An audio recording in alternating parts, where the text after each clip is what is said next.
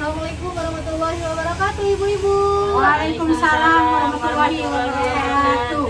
Ibu-ibu KPM pada semangat banget ya. Semangat. Semangat ya. Semangat. Oke. Selamat datang ya ibu-ibu dalam pemberian materi tentang penanganan dan pencegahan stunting ya.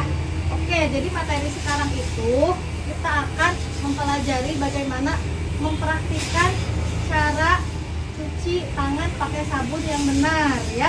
Oke, sebelum ke materi selanjutnya, saya mau nanya nih. Kemarin kan kita udah mempelajari tentang materi sebelumnya. Kira-kira ada yang masih ingat nggak kemarin tuh belajar apa? Masih. Ya, coba yang masih ingat Bu Tawiyah. Penanganan dan pencegahan stunting Bagi bagi ibu hamil dan balita. Oke, pencegahan dan penanganan stunting bagi ibu hamil dan balita. Terus kira-kira sudah diterapkan nggak dalam Ya, kehidupan udah. sehari-hari? Nah, Coba Bu Is, contohkan. Ya, makan makanan bergizi ya. Jadi kita harus sering makan atau mengkonsumsi makanan bergizi untuk mencegah stunting. Contohnya makanan bergizi itu karbohidrat. Ada beras, apalagi daging, sayur, mayur, buah. tahu. Jadi karbohidrat itu kemarin kan udah dijelaskan, masa lupa lagi.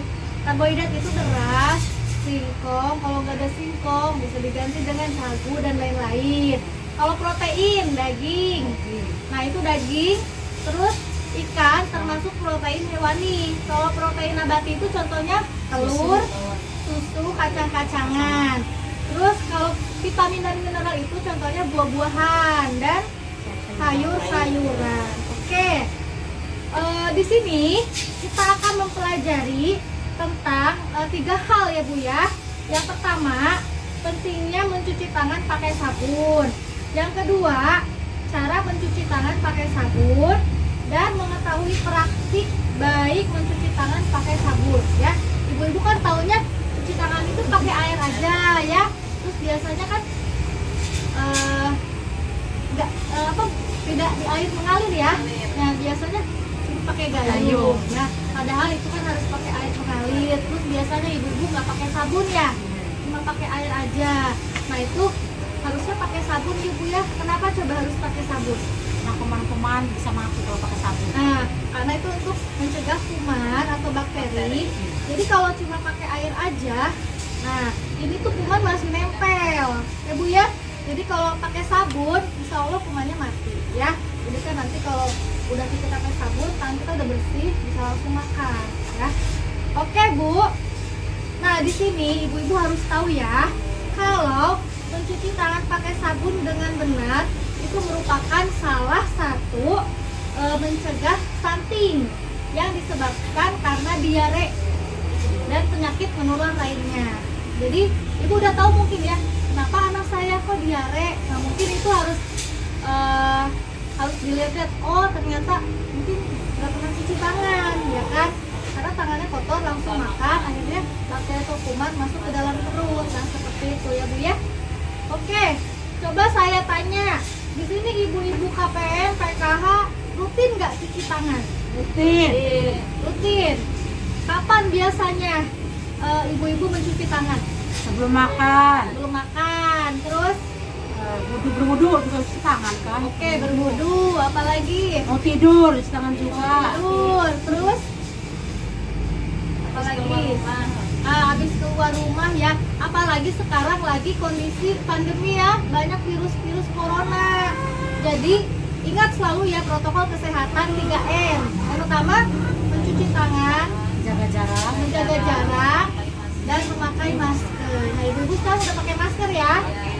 Oke, tetap harus jaga jarak gitu ya. Oke, terima kasih ya ibu-ibu ya atas pendapat ibu-ibu semua.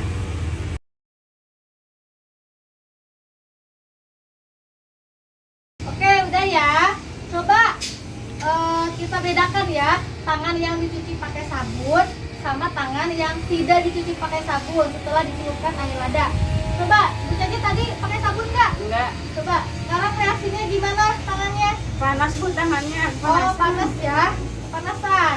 Coba Bu tahu ya, pakai. Jadi nggak panas, nggak panas Nggak enggak. panas ya? Iya. Oke, jadi gini ya Bu ya, virus itu, lada itu diibaratkan menempel pada tangan kita. Nah itu diibaratkan virus ya. Nah ketika menggunakan sabun, virus atau bakteri menyebabkan penyakit akan hilang di permukaan tangan. Jadi seperti itu ya. Nah di sini kesimpulannya, ibu harus cuci tangan pakai sabun, terutama dengan air yang mengalir. Kalau pakai gayung doang, jadi gimana ya? Kuman kepada Aman tuh nggak pada ini. Sabun juga kan nggak rata kan, sabun kan kemana-mana. Kalau pakai gayung doang, biasanya kan nggak rata juga ya, nggak bersih ya. Nah terus saya mau nanya lagi nih, ada 5 waktu penting untuk cara cuci tangan pakai sabun.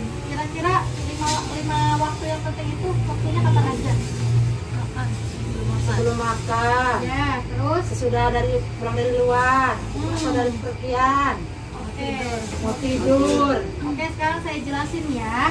Ada 5 waktu penting cara cuci tangan pakai sabun dengan baik. Nah, di sini 5 waktu itu sebelum makan, terus setelah buang air besar dan buang air kecil. Nah, itu ya Bu ya. Kan jamban itu kan kadang ada yang kotor, ada yang tidak ya Bu ya. Nanti kalau udah buang air kecil dan cuci tangan, nanti malah menempel ya. Jadi kuman tuh ada di mana-mana, karena kan kalau jamban itu kan sarangnya kuman ya.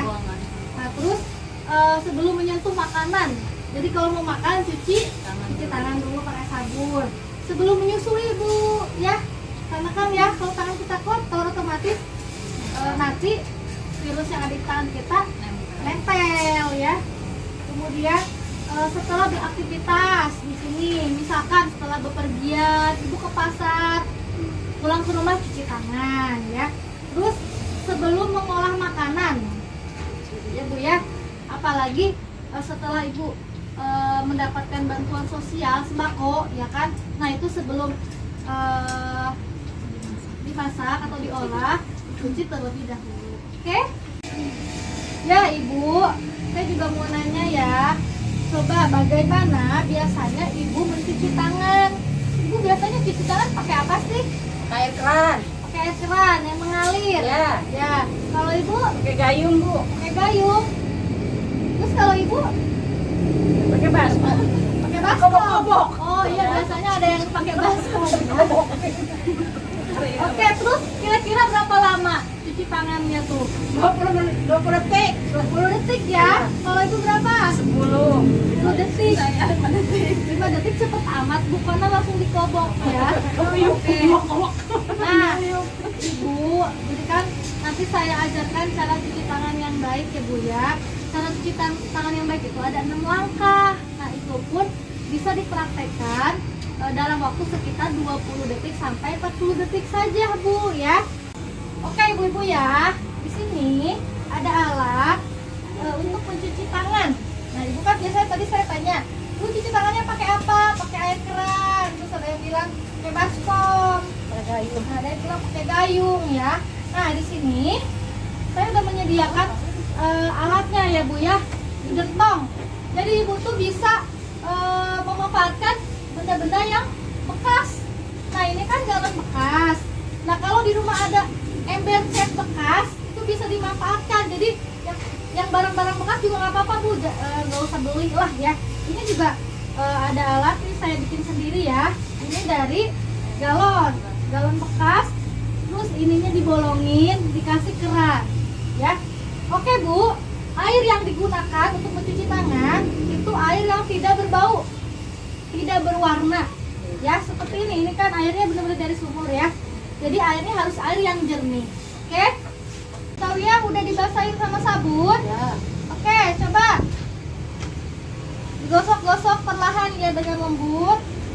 Nah kemudian mulai dari punggung, dari depan sampai belakang ya. Terus kemudian sela-sela jari, sela-sela jari Bu. Oke, buku jari, buku jari. Nah kemudian kemudian kuku-kuku jari, kuku-kuku. Nah, yang terakhir jempol kanan dan kiri. Oke, coba sekarang basahi dengan air yang mengalir ya Bu ya. Nah, ini nanti bisa dipraktekkan di rumah ya, buat ibu-ibu KPM PKH yang lain.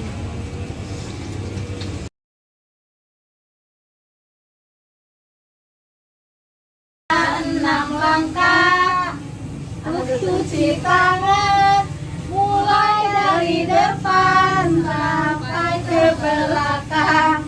Sela-sela jari, kuku-kuku jari, kuku-kuku jari, jempol kanan kiri. Oke ya Bu ya, kira-kira bisa dipraktekkan nggak di rumah? Nah, nanti praktekkan juga ya ke anaknya, ke suami, ke tetangga. Ya biar kita tahu lah ya cara mencuci tangan pakai sabun yang benar dengan air mengalir ya Bu ya. Coba tadi yang sudah cuci tangan, gimana sekarang tangannya? Kira-kira masih ada kotoran nggak? Udah. Nah, kira-kira udah bersih nggak Bu? Bersih. Bersih ya Bu ya. Nah, coba apa yang udah dirasakan setelah Ibu cuci tangan? Enak rasanya. Oh, Nyaman, enak rasanya. nyaman. Nyaman ya. Karena nyaman, udah nggak ada kotoran, udah nggak ada kuman di tangan kita ya.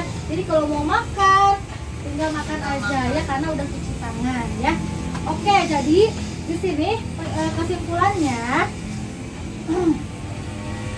cara cuci tangan dengan memakai sabun itu dilakukan kurang lebih 20 detik ya, bisa 20 detik sampai 40 detik ya.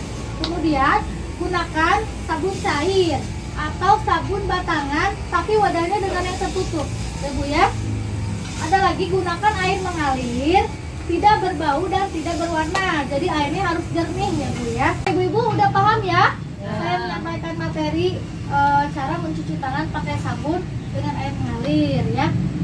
Kalau begitu mungkin itu saja yang bisa saya sampaikan ya. Mudah-mudahan ini bisa dipraktekkan di rumah ya Bu ya. Nanti sampai ketemu lagi di materi selanjutnya ya. Assalamualaikum warahmatullahi wabarakatuh. Waalaikumsalam warahmatullahi wabarakatuh.